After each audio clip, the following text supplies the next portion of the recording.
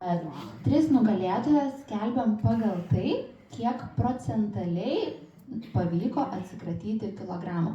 Kadangi dalyvių turėjom labai daug skirtingų, labai atkreipėm dėmesį į tai, koks ir buvo pradinis svoris, ar ne, kad būtų viskas sąžininga ir teisinga. Tai trečioji vieta turim merginą Agnę. Kaip ir matot, tiek skaičiai atrodo labai įspūdingi, tiek ir nuotrauka prieš ir po atrodo labai įspūdingai.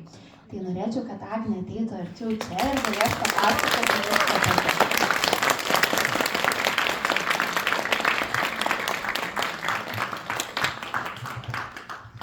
Labą dieną.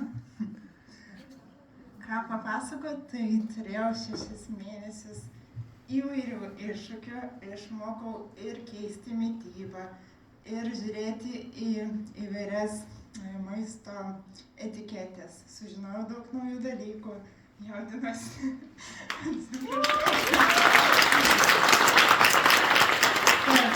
Tikrai buvo daug visko, daug veikėm ir ne aš viena nuveikiau, bet ir Mindaugas kartu su manim prisidėjo, tai tikrai dirbom kartu ir štai kokiu rezultatu pasiekiau.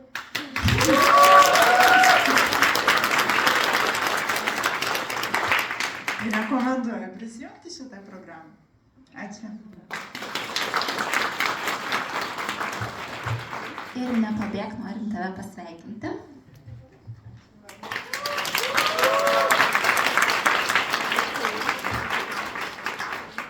Kadangi kiekvienas darbas turi būti tikrai labai gerai apdovanotas, todėl už tą darbą, už tas pastangas, kiekviena iš merginų gauna kuponą į spa, kad galėtų